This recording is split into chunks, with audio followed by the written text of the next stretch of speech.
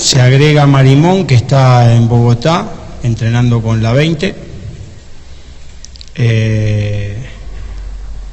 Al grupo de los concentrados se agrega Cristian Fernández y salen de ese grupo Sinisterra y Alessandrini. Pregunta Lucas Salomón, de los dueños del balón de RCN. Profe, muy buenos días. Ante Equidad, usted ya ganó el año pasado con marcador de 2-1 allá en Techo. También habíamos ganado con Cortuluá. ¿Va a arriesgar, como lo vimos acá en el partido contra Cortuluá, un equipo frontal, un equipo vertical que llegó varias veces, o va a guardar proporciones como lo venía haciendo y que era la segunda valla menos vencida del torneo? Con respecto a la propuesta futbolística, evidentemente pudimos un equipo más vertical, con más cantidad de llegadas en el último partido, pero ese tipo de propuesta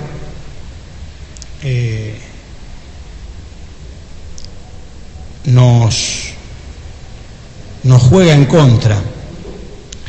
La necesidad de ganar del último partido, de poder volver al triunfo, por momentos pusiera hasta 7 jugadores desmarcando en ataque y que dejáramos espacios que el rival aprovechó bien. Si vamos al análisis del partido, de la cantidad de llegadas, de la cantidad de posesión que tuvimos, si uno le quitara los goles y lo mirara al partido, la conclusión sería: el equipo blanco seguramente ganó 3-1, pero la realidad fue otra. La realidad es que ellos con 5 ataques lograron meter 3 goles y nosotros con 12 ataques logramos meter 1. 12 ataques claros.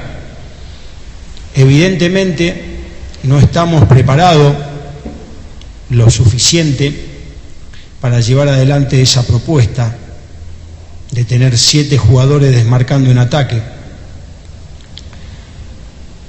Que quizás la ansiedad del triunfo nos llevó a jugar de esa manera por algunos momentos y a pagarlo muy caro, porque estamos en el cierre del campeonato, porque necesitamos los puntos. No quiere decir que esa propuesta a mí no me guste ni no me agrade, es al revés. Si yo tuviera que elegir entre Bayern Múnich y Atlético de Madrid, la propuesta futbolística seguramente sería la del Bayern Múnich, la del Barcelona o la del Paris Saint-Germain. Sin embargo, también existe la propuesta del Atlético de Madrid, del Porto o de la Juve o también del Leicester, que juegan de un estilo similar. Entre ambas propuestas, futbolísticamente, a mí me apasiona y me gusta más la propuesta del París, del Barcelona y del del Bayern Múnich. Pero independientemente de eso, tengo que ver con el material que cuento para poder llevar adelante la propuesta, con la efectividad que cuento para poder llevar adelante la propuesta, con un montón de cosas que hoy hace que tengamos que pensar un equipo que cuando jugó más parecido al Atlético de Madrid obtuvo los resultados y cuando jugó más parecido al Barcelona no los obtuvo. Esa es la realidad. Recuerdo un partido muy parecido a este el semestre pasado, en las primeras fechas, creo que fue con Patriotas aquí, 3-1, donde tuvimos la pelota el 80% del tiempo, donde atacamos por todos los lugares, y las situaciones que tuvimos las cerramos y se terminó alzando con la victoria al rival.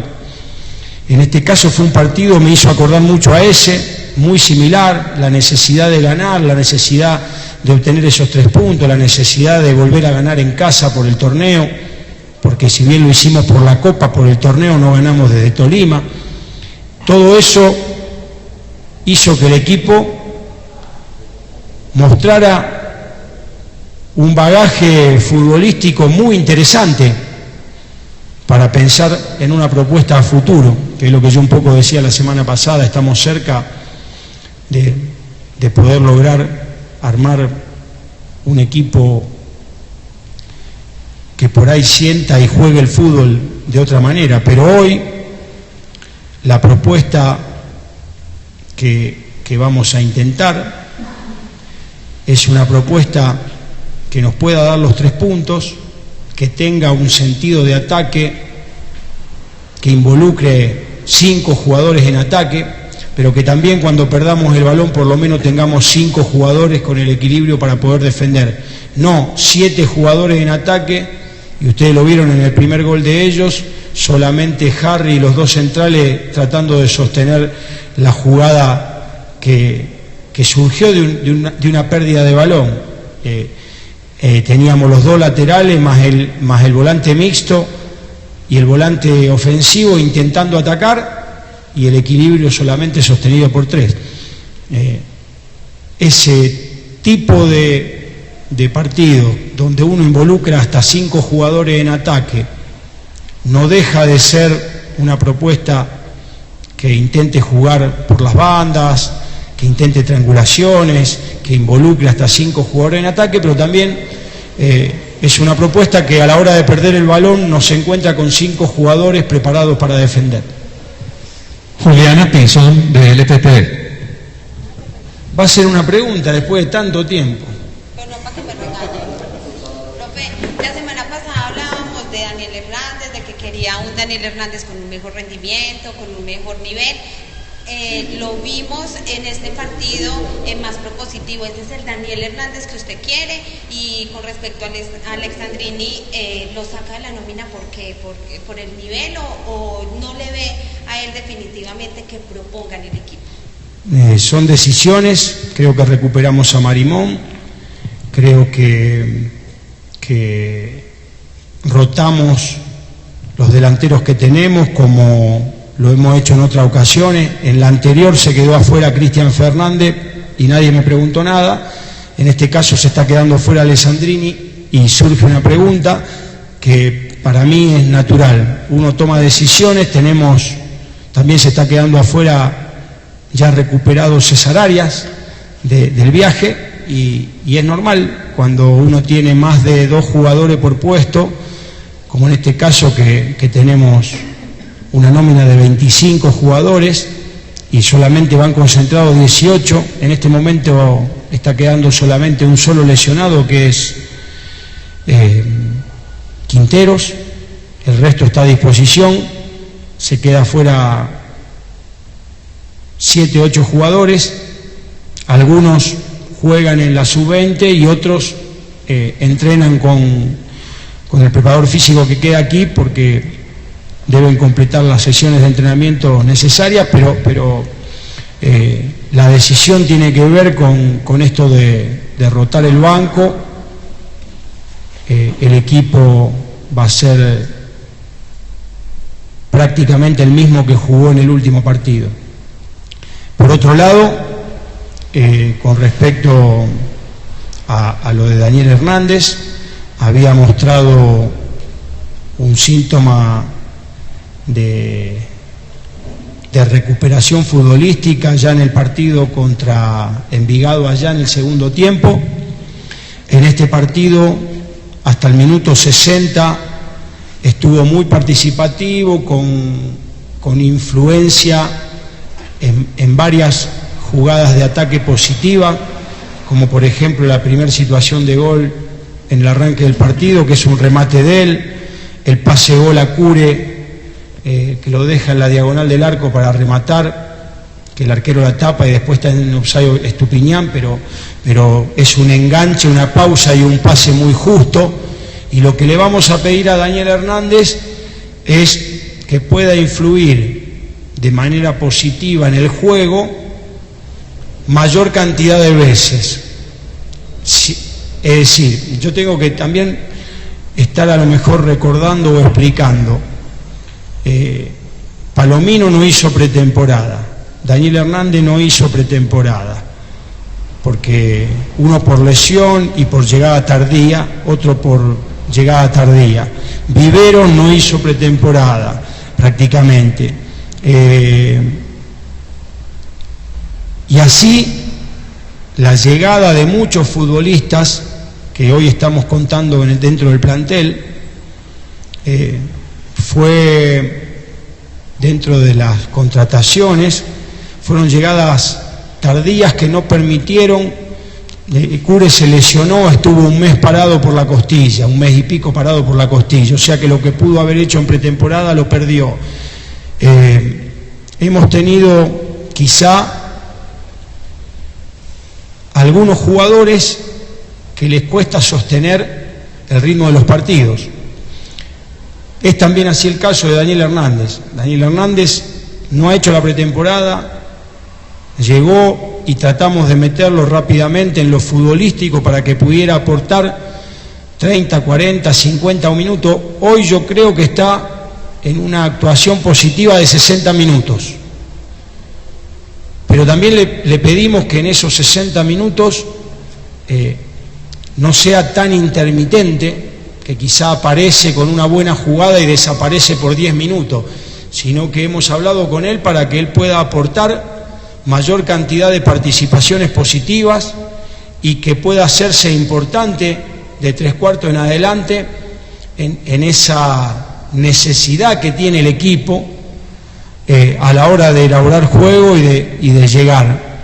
En este partido hemos obtenido 12 situaciones de gol y se ha visto en ataque. Siempre valoramos eso y precisamos menos intermitencia y más participaciones. No nos conformamos con lo que da, pero sí está en un nivel que lo coloca como titular dentro del equipo. Le ha costado mucho agarrar el ritmo del fútbol colombiano nuevamente, le ha costado mucho participar positivamente en los partidos anteriores, y en los últimos dos el jugador ha participado positivamente en muchas ocasiones dentro del juego. Nos ilusiona que pueda seguir aumentando eso, y por supuesto que nos ilusiona que a futuro podamos a partir del próximo semestre con una pretemporada bien hecha por todos sus futbolistas, con un mejor rendimiento en el correr de los 90 minutos y con un potencial futbolístico que quizá mostramos por momento en algunas partes del torneo, como en este último partido, pero logrando también tener mayor efectividad, menor cantidad de pases errados en la zona central del campo, que son los que verdaderamente comprometen una actuación de un equipo que se vincula con el juego en posesión y en ataque. Ramón Salazar, del Tiempo. Profesor Javier Torrente, muy buenos días. Tengo dos preguntas. La primera pregunta: ¿qué precauciones va a tomar el Once Caldas en este compromiso del sábado, teniendo en cuenta que se ha evidenciado constantemente que Franklin Lucena y Hernán Menos se van al ataque?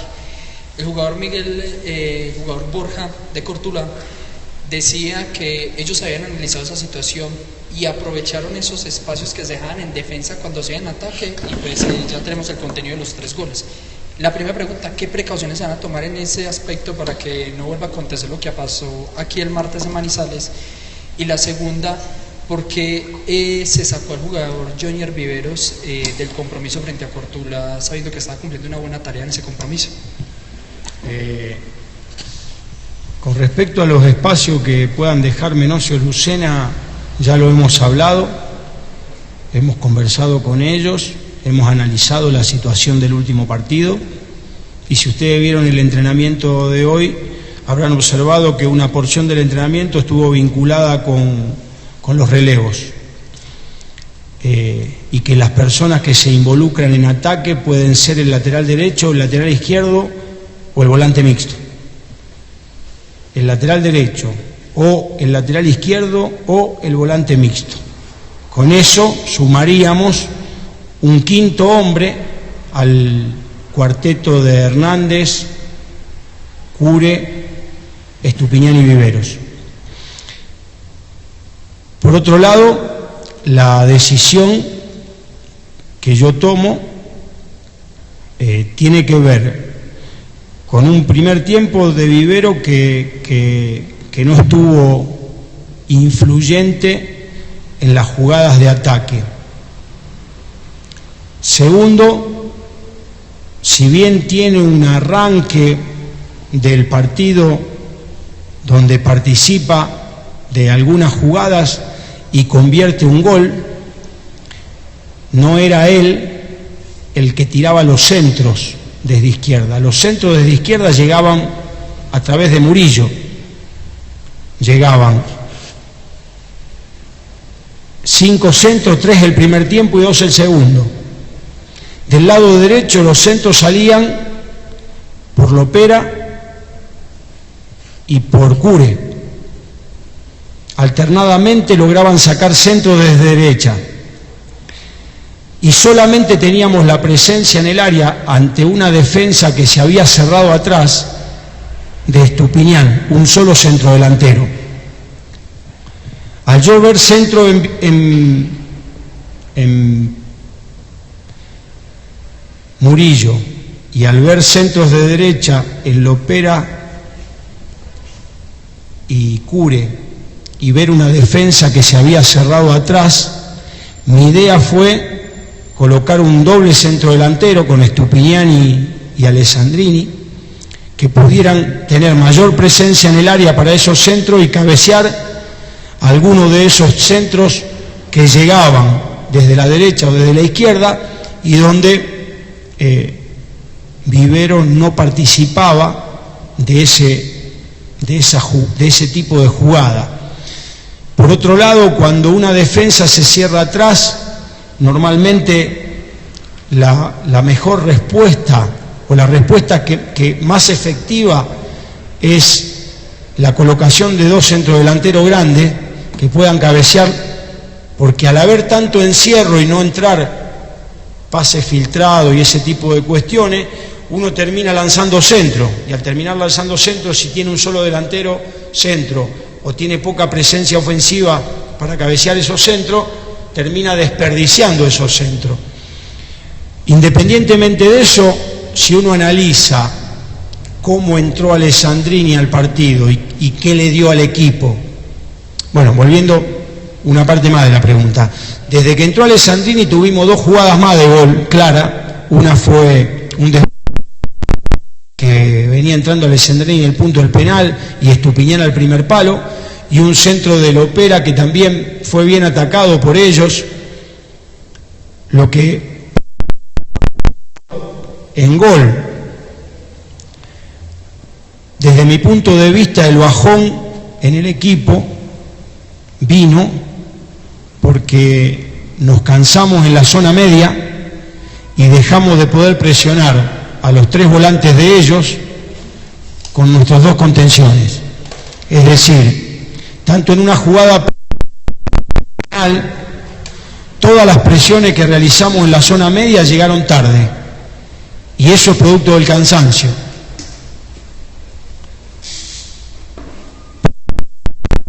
Analiza cómo ingresó al partido Alessandrini y cómo estaba Vivero en el momento de salir, y yo le digo, sí, debía haber continuado con Vivero, porque no obtuve lo que necesitaba en el cambio que intenté. ¿Se entiende? Si yo analizo el partido después de jugado, miro cómo estaba Vivero y cómo entró Alessandrini, y yo debía haber continuado con Vivero.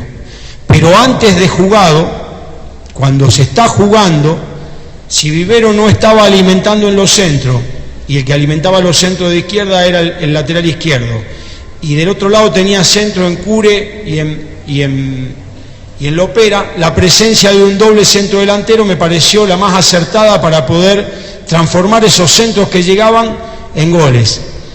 Como le vuelvo a decir, una vez jugado el partido, si yo analizo las actuaciones, el cambio mío está mal hecho.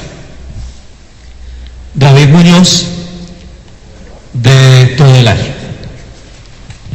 Profe, buenas tardes. Por cómo se ha dado el torneo, por los resultados que ustedes han obtenido como local, los que han obtenido como visitante, la clasificación a los playoffs va a estar jugando fuera del Palo Grande los 3 partidos que le quedan y mirar, pues ojalá ganar los 2 acá en Manizales.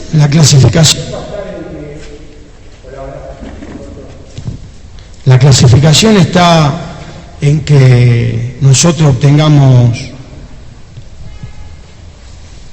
mínimo 12 puntos, con 11 estaríamos alambrando, es decir, si logramos 3 triunfos y 2 empates, estaríamos alambrando en clasificar. Si logramos 4 triunfos estaríamos adentro, y si logramos 4 triunfos y un empate, estaríamos más tranquilos. Independientemente de eso, la clasificación hay que buscarla en todos lados, no tenemos mucho margen de error. Hay que ganar el fin de semana, hay que volver a ganar aquí, hay que volver a ganar afuera. Es decir, esperemos poder encontrar en este cierre del torneo la eficacia y los logrados sacar hasta ahora. ¿Tenemos partidos favorables? Sí, siempre los cerebralmente, con la intensidad adecuada, con la fortaleza anímica adecuada y sin desesperación.